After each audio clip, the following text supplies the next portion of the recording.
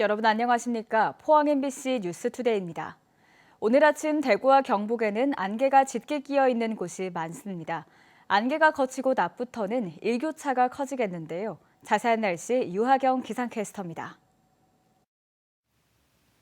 오늘은 서리가 내리기 시작한다는 절기상강입니다. 대구와 경북은 서리보다 안개에 유의하셔야겠습니다. 현재 경북 내륙을 중심으로 안개가 자욱하게 끼어 있는데요. 달성의 가시거리 180, 봉화 160, 안동도 230m까지 좁혀져 있고요. 특히 해안에 인접한 도로와 교량에서는 주변보다 안개가 더욱 짙게 끼는 곳도 있겠습니다.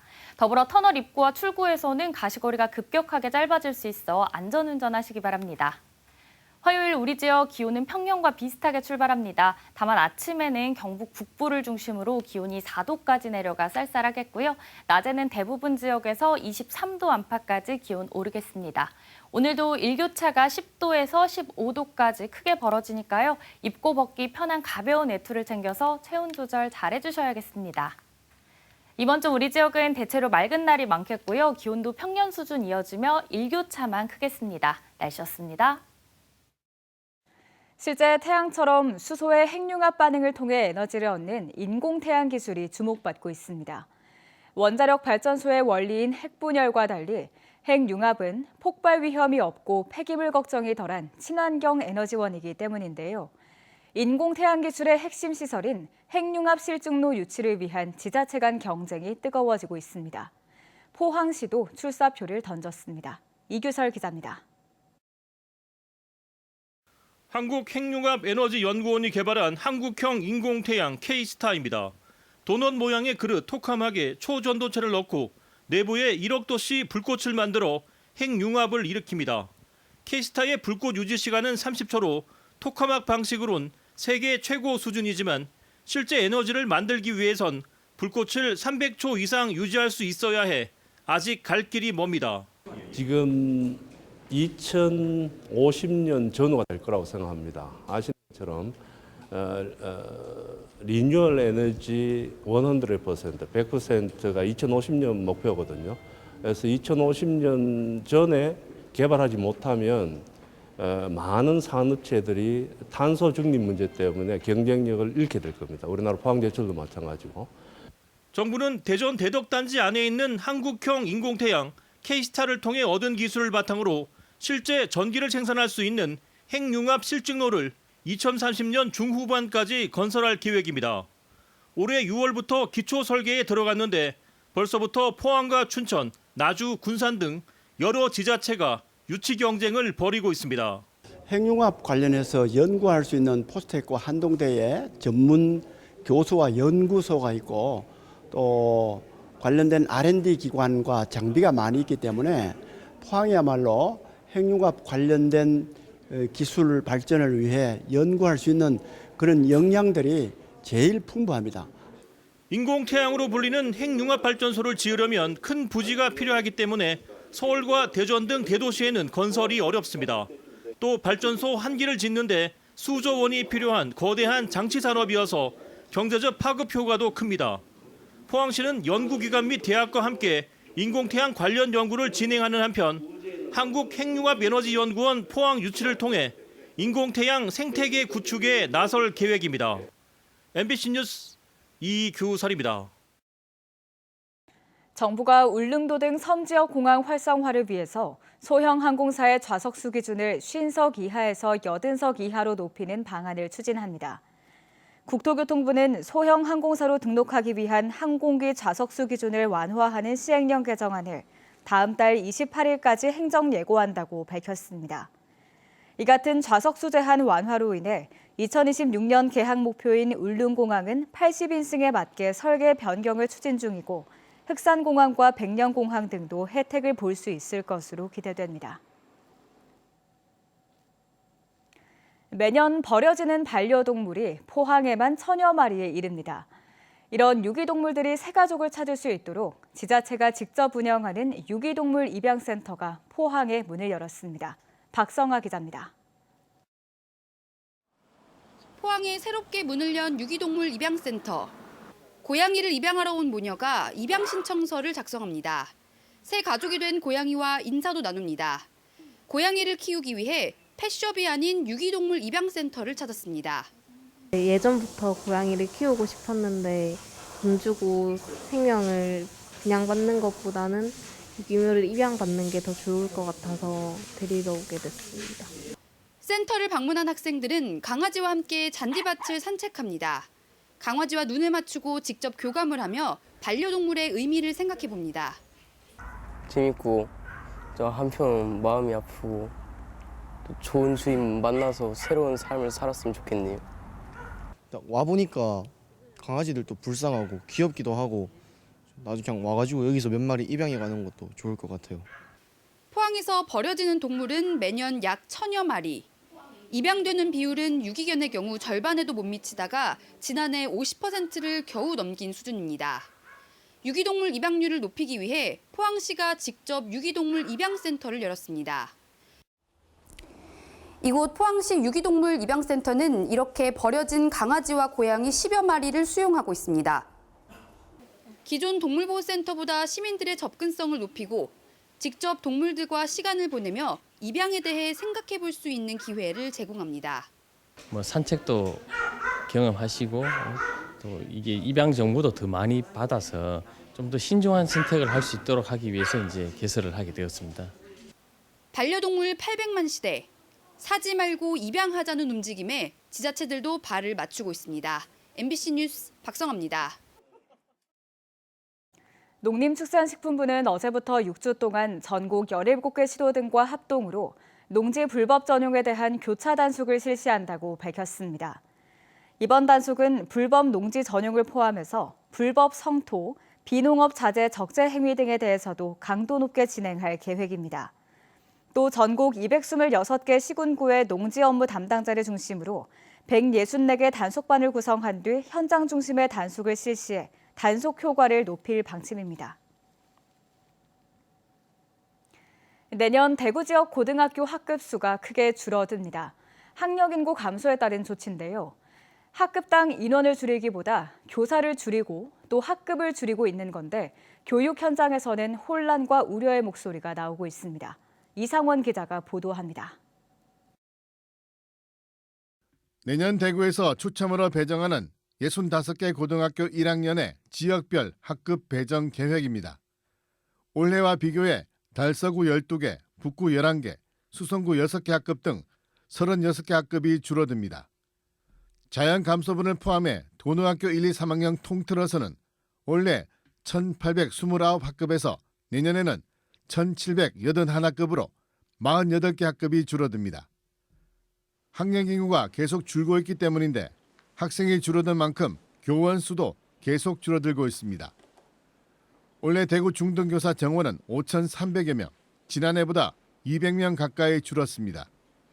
내년에는 올해보다 2배 가까이 많은 360여 명 더 줄어들 것으로 예상됩니다. 이에 따라 학급수를 줄이는 것이 불가피하다는 게 대구교육청의 설명입니다. 학교 현장에서는 우려의 목소리가 나옵니다. 학급수가 줄면 학급당 학생 수가 늘어나 교사의 업무 부담이 늘어나면서 교육 효과가 떨어질 수 있다는 겁니다. 학교별로 지금 다들 비상 아니겠습니까? 감축되는 학교는 예전에 학교에 운영에서 상당히 어려움이 있겠죠. 갑작스럽게 많이 줄고 그다음에 지금 평균 23명, 4명 그 정도 있는데 28명까지 이제 돼버리면은 또 학급 운영하는 것도 좀 부담스러울 수 있겠죠. 대구교육청은 학급수를 줄여도 학급당 학생 수가 적은 학교를 우선 감축 대상으로 정했다며 학교의 부담은 크지 않을 것이라고 밝혔습니다. 우리가 매년 학급 배정을 해주면은 내년도에 신입생들 희망률을 고려해서 학생 배정 행위가 이루어집니다. 그러면 그 학생 배정 행위에 학생들의 희망률이 얼마냐? 결국은 그건 급당 인원으로 표현이 되거든요. 학급수를 줄여도 28명이 되지 않는 그 급당 인원이 낮은 학급을 대상으로. 학령 인구 감소에 따른 교원 수 감축과 학급수 감축은 불가피한 현상이지만 교육 현장에서 우려와 혼란이 없도록 교육당국의 세심한 정책 집행이 필요해 보입니다. MBC 뉴스 이상원입니다. 포항시는 지난 7일부터 21일까지 지역 곳곳에서 열린 포항 스틸아트 페스티벌에 15만 명의 관람객이 다녀갔다고 밝혔습니다. 지난해보다 12개 작품이 추가된 모두 48개 작품을 전시했고 다양한 시민 참여형 체험 프로그램을 선보인 데다 행사 기간 날씨가 좋아 예년보다 관람객이 늘었습니다. 포항시에는 현재 191점의 스틸아트 작품이 전시돼 있으며 올해도 참여 작품을 추가로 구매해 시내 곳곳에 설치할 예정입니다. 전남 지역 주민들이 400여 킬로미터 떨어진 울릉도까지가 벌채와 조업을 했다는 사실이 몇 해 전 알려졌는데요. 여수 지역 고찰의 스님이 울릉도 일대를 정찰하고 지역에 울릉도산 나무로 만들어진 주택에 있다는 진술과 자료가 최근 잇따라 나오면서 관심이 높아지고 있습니다. 강서영 기자입니다. 1195년 고려시대부터 명맥을 이어오고 있는 여수 흥국사.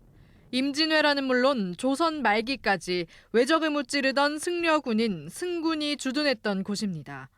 이 가운데 조선 중기 흥국사 스님이었던 뇌헌 스님의 경우 울릉도에서 일본인을 추격하다 일본에 다녀온 사실이 1696년 비변사 기록에 진술돼 있습니다. 석천사 진옥 스님은 이를 근거로 여수 지역과 울릉도, 독도 지역과의 연관성을 주장하고 있습니다. 군으로서 탐색으로 갔던 것 같아요. 국가의 어떤 책무를 갖고서 일본이 다시 쳐들어올 수 있는 사항이 있는가를 갖다 살피러 갔던 것 같다. 각종 근현대 사료에 나와 있는 전라도민의 울릉도 거주 기록에서부터 거문도의 노동요에 언급되고 있는 지명 울릉도까지 여수와 순천 지역민들이 울릉도와 독도 일대를 오갔다는 기록이 하나둘씩 공개되고 있습니다. 오는 24일 여수 지역사회연구소는 울릉도 독도를 건너간 여수 사람들이란 주제로 학술 토론회를 열고 여수 초도와 거문도 주민들의 개척 사례를 소개할 예정입니다. 울릉도산 나무로 만들어진 것으로 전해지는 거문도 지역의 주택과 조상들이 실제 울릉도에 가 벌목과 조업을 했다는 지역 주민들의 생생한 증언들도 공개됩니다. 우리 지역 사람들이 수백 년간 울릉도 독도를 주 무대로 해서 생업활동을 하고 있었다는 것이죠. 이 자체가 실효적 지배를 할 수 있는 증거가 되고 명분이 되는 거죠.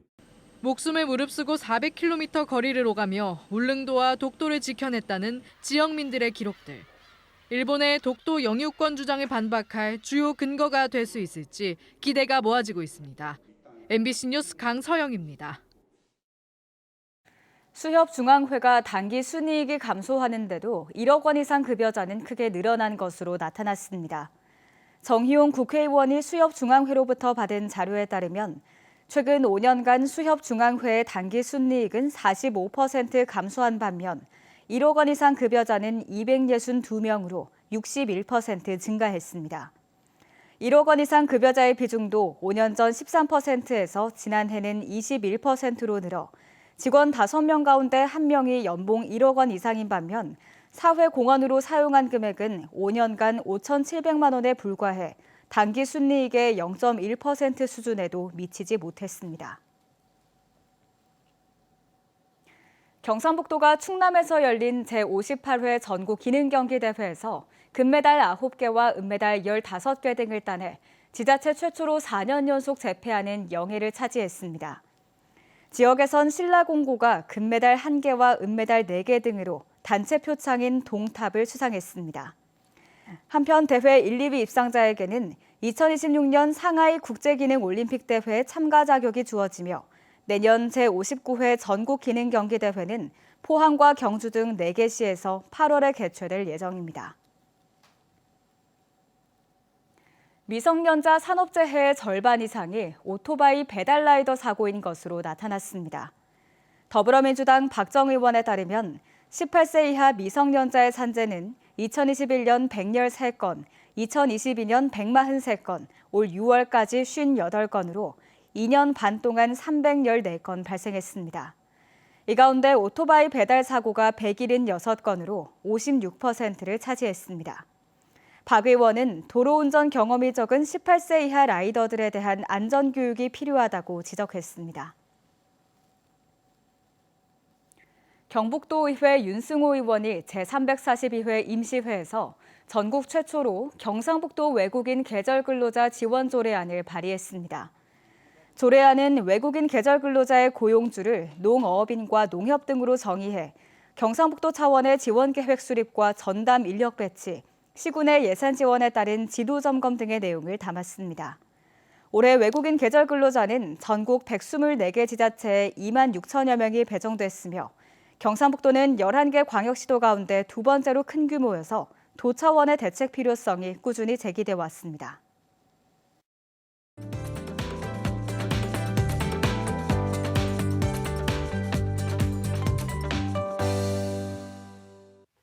오늘은 서리가 내리기 시작한다는 절기 상강입니다. 대구와 경북은 서리보다는 안개에 유의하셔야겠습니다. 현재 경북 내륙을 중심으로 안개가 자욱하게 끼어 있는데요.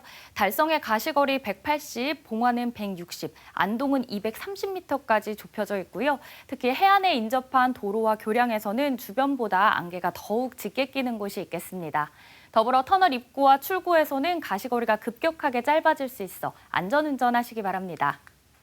화요일 우리 지역 기온은 평년과 비슷하게 출발합니다. 다만 아침에는 경북 북부를 중심으로 기온이 4도까지 내려가 쌀쌀하겠고요. 낮에는 대부분 지역에서 23도 안팎까지 기온 오르겠습니다. 오늘도 일교차가 10도에서 15도까지 크게 벌어지니까요. 입고 벗기 편한 가벼운 외투를 챙겨 체온 조절 잘 해주셔야겠습니다.